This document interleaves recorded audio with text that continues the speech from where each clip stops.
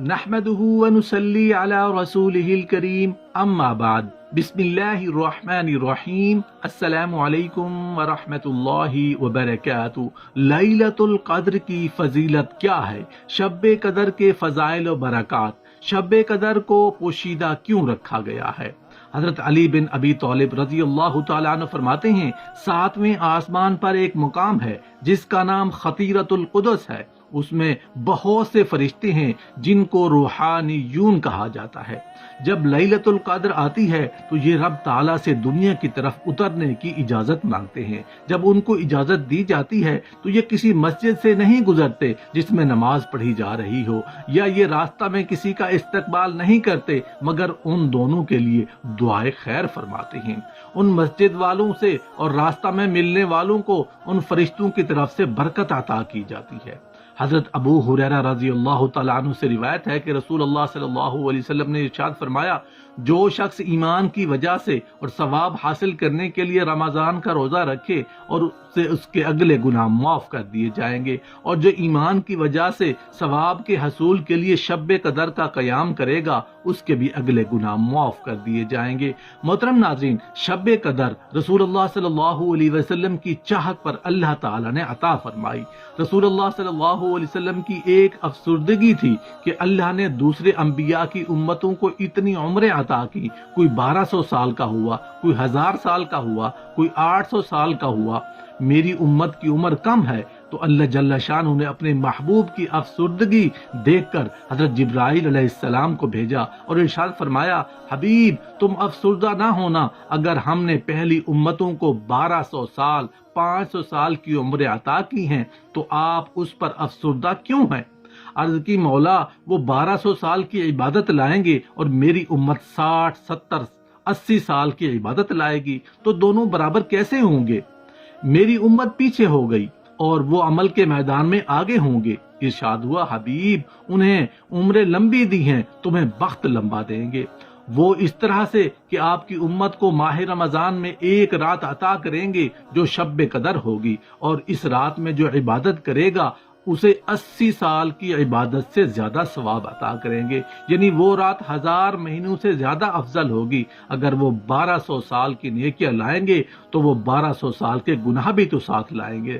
لیکن میرے پیارے، آپ کی امت آگے بڑھے گی کیونکہ ان کے گناہ تو 60 70 سال کے ہوں گے اور نیکیاں ہزاروں سال کی ہوں گی، کیونکہ ایک انسان اگر 10 20 یا 50 مرتبہ بھی لیلۃ القدر کو مل جائے تو اس کی شان کیا ہوگی، کیونکہ لیلۃ القدر کی ایک رات 1000 مہینوں سے افضل ہے۔ جسے 30 یا اس سے زیادہ مرتبہ شب قدر مل گئی تو اس کے درجات اور کتنے مہینوں کی عبادات ہوں گی۔ محترم ناظرین، لیلۃ القدر یعنی کہ شب قدر کی فضیلت کی ہم بات کر رہے ہیں۔ ایک محفل میں ایک مرتبہ صحابہ کرام گفتگو کر رہے تھے، شب قدر کب ہے؟ کیونکہ شب قدر کسی ایک رات میں مخصوص نہیں ہے، وہ آخری عشرے کی کسی بھی طاق رات میں ہو سکتی ہے۔ شب قدر کو ڈھونڈنے کا حکم دیا گیا ہے۔ جب تمام صحابہ اپنے اپنے اقوال پیش کر رہے تھے تو اس وقت حضرت عبداللہ ابن عباس رضی اللہ تعالی بھی موجود تھے۔ آپ خاموش تھے، آپ نے کوئی جواب نہیں دیا۔ سیدنا عمر فاروق رضی اللہ تعالیٰ عنہ نے کہا کرتے تھے کہ جس محفل میں حضرت عبداللہ ابن عباس رضی اللہ تعالیٰ عنہ موجود ہوں تو صرف انہیں ہی حق پہنچتا ہے کہ وہ محفل میں بات کیا کریں۔ سب بولنے لگے کہ آپ کو حق ہے تو آپ کیوں نہیں بولتے؟ تو حضرت عبداللہ ابن عباس رضی اللہ تعالی عنہ نے کہا، اگر مجھ سے پوچھتے ہو تو بات یہ ہے کہ پوری کائنات 7 پر گھوم رہی ہے۔ اللہ نے 7 آسمان بنائے، 7 زمین بنائی، 7 دن بنائے۔ اسی طرح جب شیطان کو حج کے موقع پر کنکریاں ماری جاتی ہیں تو وہ بھی 7 ہیں۔ اسی طرح انسان کو جن رنگوں سے پیدا کیا گیا وہ بھی 7 ہیں۔ اسی طریقے سے جن اعضاء پر سجدہ کیا جاتا ہے ان کی تعداد بھی 7 ہے۔ سمندروں کی تعداد بھی 7 ہے۔ تو فرمانے لگے کہ میرا وجدان یہ کہتا ہے کہ شب قدر بھی رمضان شریف کے آخری عشرے کی 7ویں رات میں ہے۔ حضرت امام ابو حنیفہ رحمۃ اللہ علیہ کا قول بھی یہی ہے کہ شب قدر عموماً 27ویں کی رات کو ہوتی ہے۔ اس میں مختلف علماء کرام کا اختلاف ہے۔ سورۃ القدر میں جو ہی حتی مطلع الفجر تک کا مطلب ہے کہ اس رات میں فجر تک سلامتی نازل ہوتی ہے۔ اگر بتا دیا جاتا تو ہم لوگ ایک ہی رات مخصوص کر لیتے، لیکن پوشیدہ رکھنے میں فائدہ یہ ہے کہ ہم ان طاق راتوں میں مسلسل عبادت کرتے ہیں، جس سے ہمارا عبادت کا ذوق بڑھتا ہے۔ مختلف بزرگوں کا قول ہے کہ شب قدر آخری عشرے کی کسی بھی طاق رات میں ہوتی ہے۔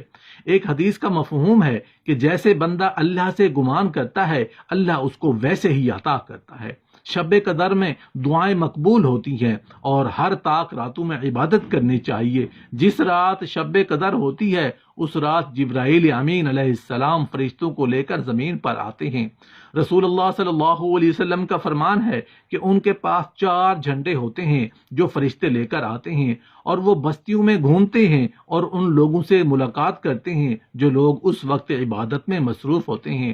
سونے والوں سے نہیں ملتے، کھیلنے کودنے والوں سے نہیں ملتے، سوشل میڈیا استعمال کرنے والوں سے نہیں ملتے، عبادت میں مصروف رہنے والوں سے ملتے ہیں، ان سے مصافحہ کرتے ہیں اور ان کے لیے سلامتی کی دعا کرتے ہیں۔ پھر جب وہ آسمان پر جاتے ہیں تو پہلے آسمان کے فرشتے پوچھتے ہیں کہ کہاں سے آ رہے ہو؟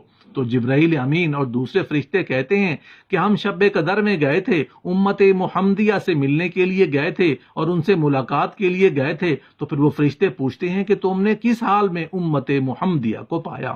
وہ فرشتے جواب دیتے ہیں کہ ہم نے انہیں رکوع میں پایا، سجود میں پایا، تسبیح میں پایا، اللہ جل شانہ کی حمد کرتے ہوئے پایا، ان کو اللہ کی تسبیح اور تقدیس بیان کرتے ہوئے پایا، انہیں تلاوت قرآن کرتے ہوئے پایا، ہم نے دعائیں کرتے ہوئے انہیں پایا۔ پھر فرماتے ہیں کہ اللہ جل شانہ امت محمدیہ کے نیک لوگوں کو بخش دیا، عبادت کرنے والوں کو بخش دیا، تو اللہ تعالیٰ نے عبادت کرنے والوں کے طفیل میں گنہگاروں کو بھی بخش دیا۔ سونے والے بھی عبادت کرنے والوں کے صدقے بخشے گئے، مگر وہ بخش تو دیے گئے لیکن فرشتوں سے ملاقات کا شرف کس کو حاصل ہوا؟ ان کو جو لوگ عبادتوں میں مصروف رہے۔ اللہ جل شانہ ہم سب کو بار بار شب قدر عطا فرمائے، کیونکہ زندگی کا کوئی پتہ نہیں کہ اگلے سال ماہ رمضان شب قدر نصیب ہو یا نہ ہو۔ تو کوشش کیجئے کہ ماہ رمضان کی آخری عشرے کی طاق راتوں میں زیادہ سے زیادہ عبادت کیجئے، تسبیحات پڑھیے، کلمہ شریف پڑھیے، اللہ رب العزت کی بارگاہ میں خوب دعائیں کیجئے تاکہ اس رات کی برکتیں ہم سب کو نصیب ہو سکیں۔ ان طاق راتوں میں اپنے رب سے گناہوں کی معافی مانگیے اور اللہ جل شانہ کا فضل مانگیے، اپنے رب کو راضی کرنے کی کوشش کریں۔ اللہ سے ان طاق راتوں میں جو مانگ سکتے ہیں خوب مانگو، یہ راتیں ملنے کی راتیں ہیں۔ ان طاق راتوں میں ایک رات ایسی ہے جو 1000 مہینوں سے بہتر ہے۔ انشاءاللہ اللہ جل شانہ اس رات کی برکتیں ہم سب کو ضرور نصیب فرمائے گا۔ دعائیں مانگیے کہ اللہ اس رات کے صدقے ہماری بری تقدیروں کو بھلی کر دے، ہمارے سوئے ہوئے مقدروں کو جگا دے۔ اللہ جل شانہ ہماری تمام جائز خواہشات کو پورا فرما دے۔ اللہ جل شانہ سے دعا مانگے کہ ہمیں ایسا بنا دے جو تجھے پسند آ جائے، ایسا بنا دے جو تیرے رسول کو پسند ہو، ہماری زندگی ایسی بنا دے جو تجھے اور تیرے رسول کو پسند ہو، اور مرتے وقت ہمیں کلمہ نصیب فرما اور ایسی موت نصیب فرما جو تجھے اور تیرے حبیب کو پسند ہو۔ اللہ پاک سے یہ عاجزانہ دعا ہے کہ ہمیں ماہ رمضان اور خاص طور پر ماہ رمضان کی طاق راتوں یعنی کہ لیلۃ القدر کی برکتوں کو سمیٹنے کی توفیق عطا فرمائے۔ آمین یا رب العالمین۔